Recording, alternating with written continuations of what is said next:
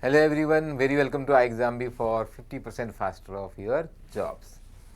In this video I am going to talk about interim budget, why we call it vote on account, what are the expectations from this budget Nirmala Sitharaman is going to present on which date. चलो बताता हूँ आगे. And most importantly, some of the most important concept of budget you must know for your competitive exam. First, understand last 5 years what has happened on the budget size. Budget क्या होता है? Budget is the overall plan of expenditure and also of course income of the government of India. 45 lakh crore का plan था last year. अभी के estimates बता रहे हैं कि 14 पॉइंट बढ़ रहा है खर्चा इस बार. But if you see the journey of last 5 years this government 2020 का जो बजट था 26.9 लाख करोड़ का बजट था. And after that it grew by 30.7% to 35.1 lakh crore because ये था आपका कोविड वाला पीरियड. कोविड टाइम में government spend more for the benefit of the people, benefit of the nation.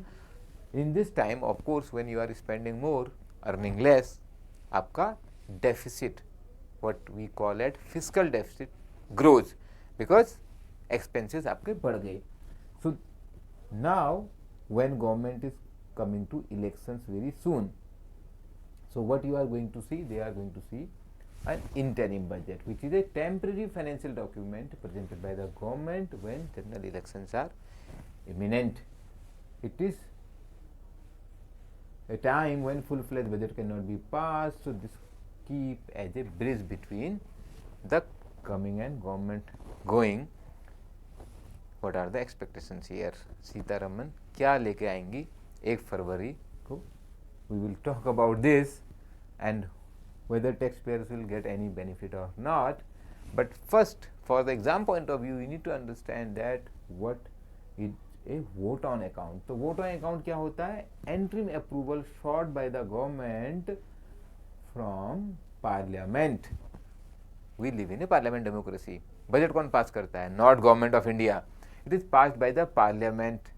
Mandate given to the government कि भाई आप इतना खर्चा कर सकते हो. अदरवाइज मार्च में जो पिछला बजट था वो हो गया खत्म, उसका टेनर खत्म होता है मार्च 2024 में. अब अप्रैल मई में कैसे काम चलेगा देश का? तो government has to has this approval from the parliament कि हम ये खर्चा करेंगे 3 महीने के लिए. तो ये इंटरिम पीरियड के लिए है. इसको बोलते हैं technically vote on account for a initial period of 3 months of the upcoming government. यहाँ पे की फैक्टर क्या है? Nobody knows which will be the next government.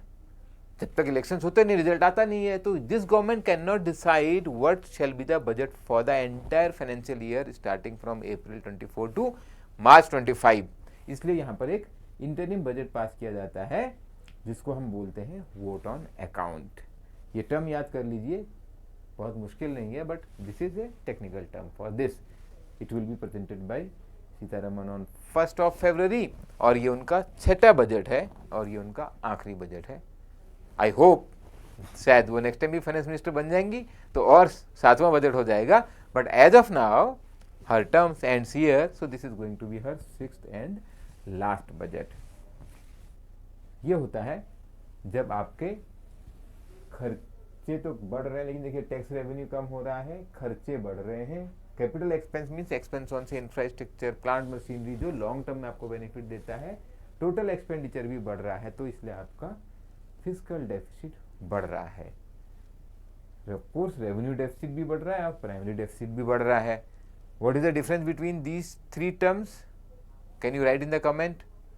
मैंने दूसरी वीडियो में बताए हैं और फिर मैं आगे बताऊंगा when will come to the budget later. GST collection का परसेंटेज ग्रोथ कम हुई है, जीएसटी कलेक्शन नहीं कम हुआ है now because the GST numbers are stabilised, तो that's why you will feel like that. But यहाँ पे ये परसेंटेज दिखाए हैं ग्राफ में. तो गवर्नमेंट की एक रिस्पॉन्सिबिलिटी है to do a good balance between the growth and the fiscal deficit. खर्चा करके आप डेफिसिट बढ़ा दोगे, बट खर्चा करना भी होता है ग्रोथ के लिए. तो this fine balance has to be maintained. And as we are entering into the election year now, people are expecting कि गवर्नमेंट ज़्यादा खर्चा करने की सोचेगी, वोट मिलते हैं ना उससे. Let us see how does it happen. और पास्ट में क्या किया, पिछले 2 बजट की बात करता हूँ आपको. दो इंटरिम बजट की बात करता हूँ आपको, जिनको हम इलेक्शन बजट भी बोलते हैं। तो 2014 में जब चिदम्बरम फाइनेंस मिनिस्टर थे, उन्होंने तो बहुत समझदारी या बहुत चालाकी के साथ आने वाली गवर्नमेंट के लिए फिस्कल डेफिसिट का टारगेट कर दिया 4.1%, जबकि उसमें पहले ही फिस्कल डेफिसिट ज़्यादा चल रहा था। लोगों ने बोला, यानी कि अपोजिशन ने बोला, भाई ये तो गलत है, आप आने वाली गवर्नमेंट के लिए टारगेट कम किए जा रहे हो, but that is how the interim budget is. और उन्होंने क्या किया था, उस समय कुछ टैक्स बेनिफिट दे दिए थे इसको पॉपुलर बजट बनाने के लिए। उन्होंने वहाँ पे जो बाइक्स हैं, कार हैं, कुछ इलेक्ट्रॉनिक्स आइटम है, वहाँ पे टैक्स कट किए, of course to make it a popular budget. और उसके बाद जब पीयूष गोयल साहब थे 2019 में फाइनेंस मिनिस्टर, उन्होंने भी अच्छी अच्छी स्कीम लेके आ गए। वो तो एक पीएम किसान स्कीम भी ले आए थे टू अट्रैक्ट फार्मर्स। और यहाँ पर ये भी टैक्स रेट कम किए, देखिए इन्होंने कुछ टैक्स रिबेट दी सर्टेन इनकम ग्रुप्स में। It was also a boulder budget. Of course यहाँ पर जो अपोजिशन था, उन्होंने भी बोला, भाई आप ये सब चीज़ें अभी क्यों दे रहे हो, है ना, कुछ वेलफेयर स्कीम लेके आ गए, और पॉपुलिस्ट बजट बोलते ही हैं इसको। यहाँ पर इन्होंने बल्कि इतना खर्चा प्लान किया कि इन्होंने फिस्कल डेफिसिट का टारगेट बढ़ा दिया। इन्होंने बोला, भाई हमें खर्चा करना पड़ेगा, क्योंकि ये हमारी नेसेसिटी है, ये हमारी ज़रूरत है। तो इस तरीके का पॉपुलिस्ट बजट आया, और शायद यहाँ पर तो फ़ायदा हुआ बोल सकते हैं। लेकिन जब चिदम्बरम साहब लेके आए थे, तब उनको तो फ़ायदा नहीं हुआ, because there are many factors in elections other than the budget. तो अब 2024-25 में क्या एक्सपेक्ट करें निर्मला सीतारमन से? पहली बात तो यह है कि recently BJP has won elections in states, so the confidence of the government is little higher. उन्हें लग रहा है कि ये हमारे फेवर में होगा। तो बहुत ज़्यादा धमाकेदार जो होता है ना, कि बहुत सारे बेनिफिट दे दिए, उसकी उम्मीद तो नहीं करनी चाहिए। Second important point is government has plan for becoming a 5 trillion economy. ये बहुत इंपॉर्टेंट पॉइंट है। तो एक और जहाँ पे बेनिफिट मिलेगा, कुछ मैन्युफैक्चरिंग को, प्राइवेट इन्वेस्टमेंट को, कुछ यूथ को, कुछ वुमन को। अल्टीमेटली गवर्नमेंट को इलेक्शन जीतने हैं, तो आप ये नहीं कह सकते कि कुछ नहीं मिलेगा इंटरिम बजट में। Still it is a election budget, but at the same time जो मैंने आपको बोला 5 ट्रिलियन इकोनॉमी की बात है, तो उसके लिए आप तैयार रहिए कि हमको इतने बेनिफिट नहीं देने हैं कि हमारा फिस्कल डेफिसिट चैलेंज हो जाए और अपनी हालत हो जाए श्रीलंका जैसी। पाकिस्तान की भी हालत ख़राब ही है। उससे पहले की बात करें तो जिम्बाब्वे, वेनेजुएला, जब ज़रूरत से ज़्यादा फिस्कल डेफिसिट बढ़ जाता है because you spend too much, तो वो प्रॉब्लम हो जाती है। और 5 ट्रिलियन का गोल, मोदी की guarantee. See don't consider me कि I am talking on behalf of government, but government तो बोल रही है ना वो सब। 2027-28 में देश की, दुनिया की तीसरी बड़ी अर्थव्यवस्था बनने का plan. So all these things are not going to be so easy if you come with a very populist budget. और ये जो 5 ट्रिलियन का प्लान था, ये बहुत नया नहीं है। ये पहले जो प्लान था उसके हिसाब से तो अभी हमें 5 ट्रिलियन पहुंच जाना था। तो this was the plan initially.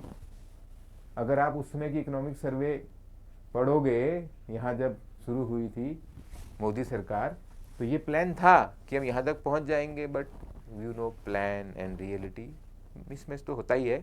तो यहाँ पर भी मिसमैच है। Then there is a covid to be blamed here. So let us see when we will go to 5 trillion economy, but definitely India is the bright spot in the global economy. तो budget में that way government has some room also. उसकी बहुत चिंता नहीं करते हैं, क्योंकि उसकी चिंता हमारी फाइनेंस मिनिस्टर करेंगी, and she will come out with her surprises on 1 February। हम बात करते हैं इस इम्पोर्टेंट टर्मिनोलॉजी की which is going to come in the exam. पहले मैंने आपको बताया what is the size of the budget, ये तो आपको मालूम है। एग्जाम में ये समझना है कि होता क्या है, what is the size of the budget. तो like 45 lakh crore is the size of the budget. Interim budget का साइज तो छोटा ही होगा इस बार, क्योंकि वो इंटरिम बजट है और वो केवल 3 महीने के लिए है।